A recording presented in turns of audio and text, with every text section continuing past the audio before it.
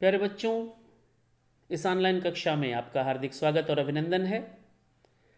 आज हम लोग कुंवर नारायण जी की कविता के बहाने जो हमारे पाठ्यक्रम में सम्मिलित है उसका अध्ययन करेंगे। कविता को पढ़ने से पहले कवि के बारे में जानकारी लेना आवश्यक है। तो पढ़ने से पहले आइए हम लोग कुंवर नारायण जी के बारे में कुछ जानकारी हासिल करते हैं। नई कविता आंदोलन के सशक्त हस्ताक्षर कुंवर नारायण का जन्म 19 सितंबर सन 1927 को फैजाबाद उत्तर प्रदेश में हुआ था। कुंवर नारायण ने सन 1950 के आसपास काव्य लेखन की शुरुआत की। यद्यपि कुंवर नारायण जी की मूल विधा कविता रही है, परंतु इसके अलावा उन्होंने कहानी, लेख और समीक्षाओं के साथ साथ सिनेमा, रंगमंच एवं अन्य कलाओं पर भी बखूबी लेखनी चलाई। चक्रव्यूह, परिवेश, हम तुम, कोई दूसरा नहीं, इन दिनों आदि इनकी प्रमुख रचनाएं। कुंवर नारायण जी की भाषा सीधी, सरल और चुटीली है। उनकी काव्य भाषा में परंपरागत छंद का आग्रह न होकर एक आंतरिक लय और गति है जो उसे काव्यात्मक गीतमयता प्रदान करती है। कुंवर नारायण जी को अपनी रचनाशीलता में इतिहास और मिथक के जरिए वर्तमान को देखने के लिए जाना जाता है। कुंवर नारायण जी हमारे दौर के सर्वाधिक प्रतिभाशाली कवियों में से एक हैं। उनकी काव्य यात्रा, उनकी रचना चक्रव्यूह से शुरू हुई। इसके साथ ही उन्होंने हिंदी के काव्य पाठकों में एक नई समझ पैदा की। कुंवर जी पूरी तरह नागर संवेदना के कवि हैं। उन्हें साहित्य अकादमी पुरस्कार, व्यास सम्मान, प्रेमचंद पुरस्कार, लोहिया सम्मान और कबीर सम्मान के साथ साथ भारत के साहित्य जगत के सर्वोच्च सम्मान ज्ञानपीठ पुरस्कार से भी सम्मानित किया गया। वर्ष 2009 में भारत सरकार ने उन्हें पद्म भूषण पुरस्कार से सम्मानित किया। कुंवर नारायण जी 15 नवंबर 2017 को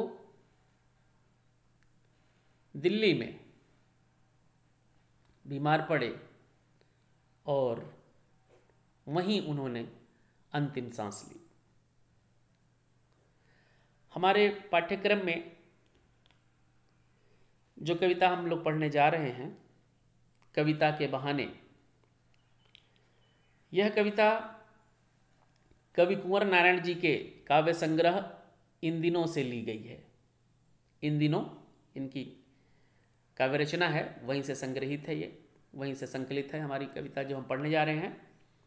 इस कविता में कवि ने बताया है कि आज समय कविता के अस्तित्व को लेकर के आशंकित है। यह शंका की जा रही है कि आंतरिकता के दबाव में कविता का अस्तित्व ही समाप्त हो जाएगा। इस कविता में एक ऐसी यात्रा का वर्णन है जो चिड़िया और फूल से लेकर बच्चे तक की यात्रा है। चिड़िया के उड़ान की सीमा है, फूल के खिलने के साथ उसकी परिणति निश्चित है, लेकिन बच्चे के सपने असीम हैं। बच्चों के खेल की कोई सीमा नहीं होती है। इसी प्रकार कविता की भी कोई सीमा नहीं होती। कविता भी शब्दों का खेल है। शब्दों के इस खेल में जड़, चेतन, अतीत, वर्तमान और भविष्य सब उपकरण मात्र हैं। इससे स्पष्ट है कि जहाँ कहीं रचनात्मक ऊर्जा होगी वहाँ सीमाओं के बंधन स्वयं टूट जाते हैं। यह सीमा घर की हो सकती है, भाषा की हो सकती है और समय की भी हो सकती है। तो इस कविता में कवि कविता की अनंतशीलता के बारे में बता रहा है कि कविता असीम होती है, अनंत होती है। तो आइए कविता के मूल पाठ को पढ़ते हैं। कविता एक उड़ान है चिड़िया के बहाने, कविता की उड़ान भला चिड़िया क्या जाने, बाहर भीतर इस घर उस घर, कविता के पंख लगा उड़ने के माने, चिड़िया क्या जाने। इन पंक्तियों में कवि कहता है कि कविता कल्पना की मनमोहक उड़ान है। इसमें यहां चिड़ियों के माध्यम से दर्शाया गया। कविता कैसे उड़ती है?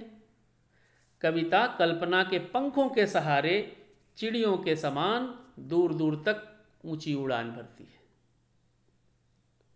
चाहे वो असीमित आकाश हो या संपूर्ण प्रकृति। चिड़िया कविता के उड़ान के विषय में कुछ भी नहीं जानती। कवि कहता है कि कविता की उड़ान भला चिड़िया क्या जाने। क्यों नहीं जानती? इसका क्या कारण है कि चिड़िया के उड़ान की एक सीमा है। चिड़िया उड़ते उड़ते थक जाती है, फिर लौट के वापस आ जाती है, परंतु कविता की उड़ान की कोई सीमा नहीं है।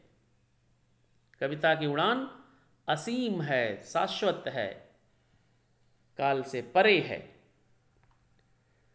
बाहर भीतर इस घर उस घर, कविता के पंख लगा उड़ने के माने, चिड़िया क्या जाने। कविता घर घर की कहानी लिखती है। कविता में घर घर की कहानी का वर्णन होता है। इसलिए कहा जाता है कि जहां न पहुंचे रवि वहां पहुंचे कवि। तो कवि की कविता और चिड़िया के उड़ान की कोई समानता नहीं है। क्यों नहीं है? चिड़िया की उड़ान ससीम है, उसकी एक सीमा है, और कविता के उड़ान की कोई सीमा नहीं है। कविता की उड़ान असीम है। अगले काव्यांश में कवि लिखता है कि कविता एक खिलना है फूलों के बहाने, कविता का खिलना भला फूल क्या जाने, बाहर भीतर इस घर उस घर, बिना मुरझाए महकने के माने, फूल क्या जाने। अब यहां कवि कविता और फूल के खिलने की तुलना करते हुए कहता है कि जैसे फूल खिलते हैं तो उनसे सौरभ, सुगंध और पराग प्रकट होता है, उसी तरह जब कविता विकसित होती है, जब कविता प्रकट होती है, तो उसमें मन के भाव छंद के माध्यम से प्रस्फुटित होते हैं।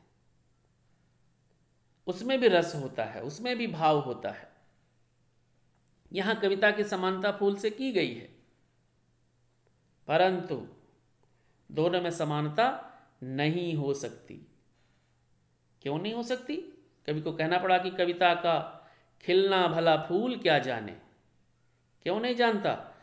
क्योंकि फूल खिलता है, महकता है और मुरझा जाता है। उसके खिलने और महकने के साथ उसकी परिणति निश्चित है, परंतु कविता लंबे समय तक महकती रहती है। उसके भाव का सौंदर्य कभी भी समाप्त नहीं होता।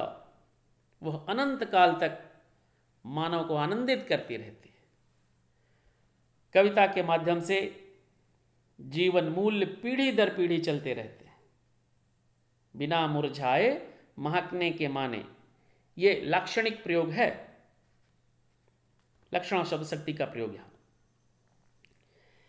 कविता सार्वकालिक होती है, सार्वदेशिक होती है। सार्वकालिक माने सभी कालों में।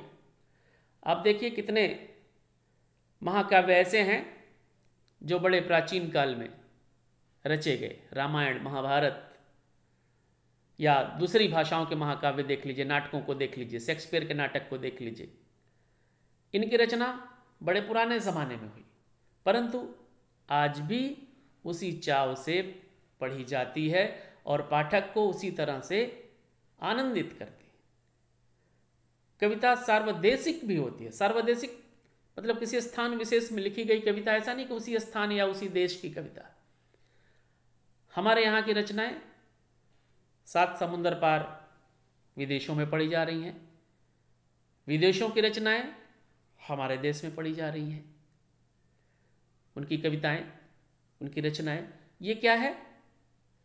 बिना मुरझाए महकने के माने। तो कहने का तात्पर्य है कि कविता और फूल में समानता नहीं है। क्यों नहीं है? कविता अनंत काल तक, उसकी सीमा निर्धारित नहीं है, अनंत काल तक रहती है, कालजयी होती है, परंतु फूल के खिलने की एक निश्चित सीमा होती है, एक समय होता है, एक अवधि होती है कि फूल खिलता है, कुछ दिनों तक अपना खुशबू बिखेरता है और उसके बाद मुरझाकर समाप्त हो जाता है। परंतु कविता के साथ ऐसा नहीं होता।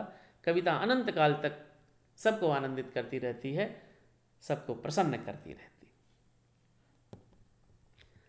अगले काव्य को देखें, काव्यांश को हम लोग देखें। अब इसमें, इस पद्यांश में कवि कहता है कि कविता एक खेल है बच्चों के बहाने, बाहर भीतर यह घर वह घर, सब घर एक कर देने के माने, बच्चा ही जाने। यहां कवि ने कविता और बच्चे को समानांतर रखा है। इस पद्यांश में कवि कहता है कि कविता भी एक खेल है, जैसे बच्चे खेलते हैं वैसे कवि कविता में शब्द क्रीड़ा करता है। जिस प्रकार बच्चों के खेलने की कोई सीमा नहीं है, वे खेलते हुए घरों में, सभी घरों में पहुंच जाते हैं, सभी घरों को एक कर देते हैं, वे अपने पराये का भेद भूल जाते हैं। उसी प्रकार से कविता भी शब्दों का खेल है, जिसकी रचनात्मकता की कोई सीमा नहीं होती है, उस पर कोई भी बंधन लागू नहीं होता है।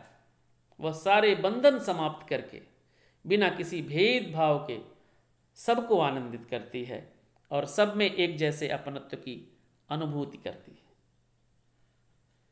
सब घर एक कर देने का माने, इसका तात्पर्य ही है कि बिना किसी भेदभाव के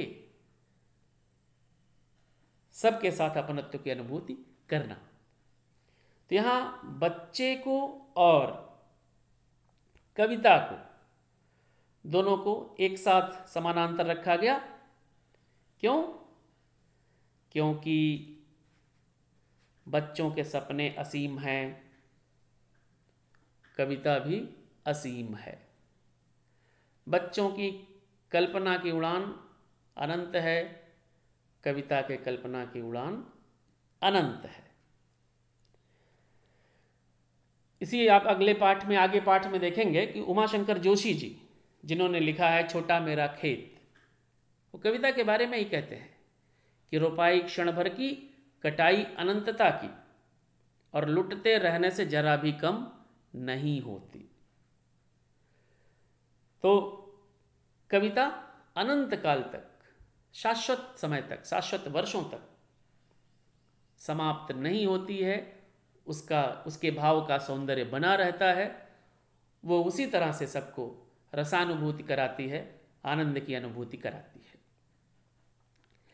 अब इन काव्य पंक्तियों के काव्य सौंदर्य पर चर्चा कर लेते हैं एक साथ। छोटी कविता थी इसलिए मैंने एक साथ चर्चा करने की सोची।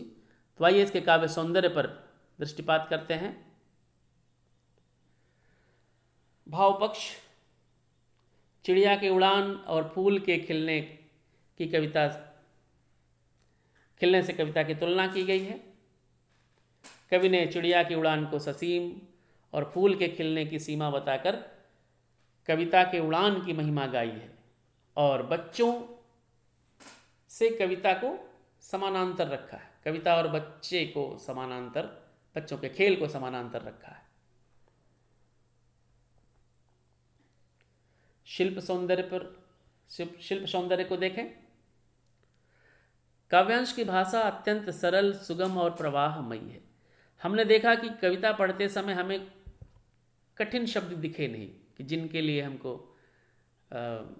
बताना पड़े, डिक्शनरी देखना पड़े। बिल्कुल बहुत सरल, सुगम, बड़े सरल शब्दों में, सुपरिचित शब्दों में कवि ने अपनी बात कही। मुक्त छंद का प्रयोग है। भले ही यह छंदहीन कविता है, पर आप देखेंगे कि इसमें लय, राग और प्रवाह का कोई अभाव नहीं दिखता। चिड़िया के बहाने, चिड़िया क्या जाने, उड़ने के माने, तो कहीं न कहीं इसमें एक लय दिखता है। वर्णनात्मक शैली का मनोरम चित्रण है।